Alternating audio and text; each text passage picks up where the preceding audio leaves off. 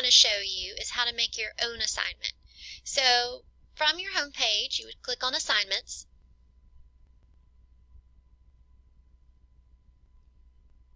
Next, the one thing that I would suggest is that you always use English Language Arts.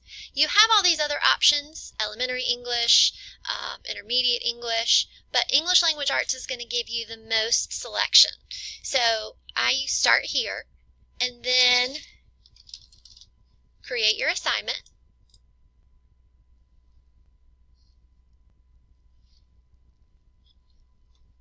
Okay, when you get to this screen, you have several options up here. You have your CASEL questions, your CASEL reading sets. So here you can select your different levels. So if I wanted to go to Middle Advanced, I would go to I, and it would narrow my passages down to just that level. Again, you can look here at Lexile level. It tells you how many questions you have, etc. So what I want to show you is looking here at CASEL questions. You're going to look at, let me clear out my choices. So you have all these choices. We're going to start with multiple choice, and then I'm going to select topics and levels. You can select standards, but I would suggest skipping that for right now. I'll tell you why in a little while. So looking here at your levels, let me clear my choices. Over here it tells you what each letter means. So I'm going to select G, H, and I. But you can go higher and you can go lower. Okay, now looking at topics. So I'm starting from scratch here. I have nothing checked. If I look at novels, these are the novels that they have. The reading passages aren't in here, but the questions would accompany. So for example, if I taught The Giver, you would see questions that are broken up by each chapter. Now you also have mythology options. You also have autobiography options. But for this, we're going to stick with reading. So we're going to look at critical reading options, so identifying the main idea or theme. Now here's why I didn't select the standard, because if I'm selecting a topic here of identifying main idea or theme, that's going to align with the standard that accompanies main idea or theme. So I'm going to save choices and ask for the questions.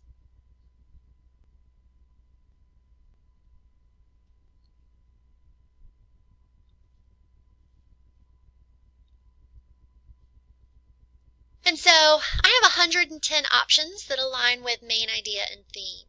So if I look here, here's your question, and then here are your answer choices. So these aren't necessarily going to be passages, but they are questions that still align to that particular standard. And if I select properties, it will show me that it aligns with Reading Informational 8.2. Close out of that. And if I look at this property, it's going to show me Reading Informational 6.2. So why, might you ask, am I getting a 6.2 here and an 8.2 up here? That's because of these levels. If you'll remember, each level aligns with higher, middle, or lower. So if you think about it, the 6th grade, the 7th grade, the 8th grade standards are all very, very similar. So 8.2 looks pretty much the same as 6.2 or 7.2, just with, they get a little bit more difficult with each year. So the leveling here of each of these levels will kind of fluctuate the grade level that the question's geared towards, but there's no reason that an 8th grade student who's struggling shouldn't be given a 7th grade question for extra practice or whatever you're comfortable with.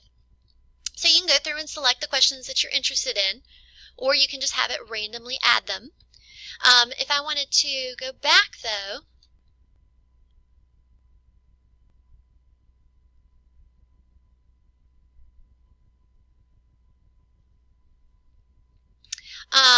some other options that I have poetry down here.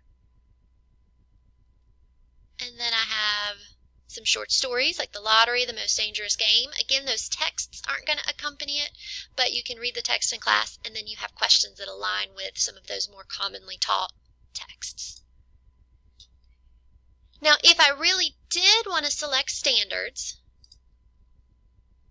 then I can go back up here and add standards. It's going to make me start over with my selections with Common Core. So I would go to middle school. Oops, sorry. And let's say I want to work on reading literature. So I'm going to clear all the rest of these standards. And I want to work on key ideas and details in craft and structure. So then I'm going to select next. Then I've got my levels selected. And then I go down here to topics. Now, even though there's nothing checked, if I go to Save Choices and Show Me Questions, I'm going to get questions that address those standards that match with plays and books, and that's going to be frustrating.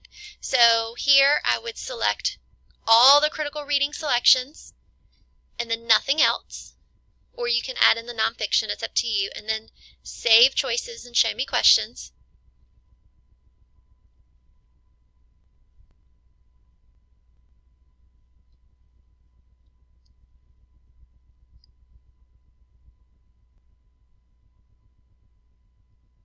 And then here, you're going to see reading selections because I picked a reading literature.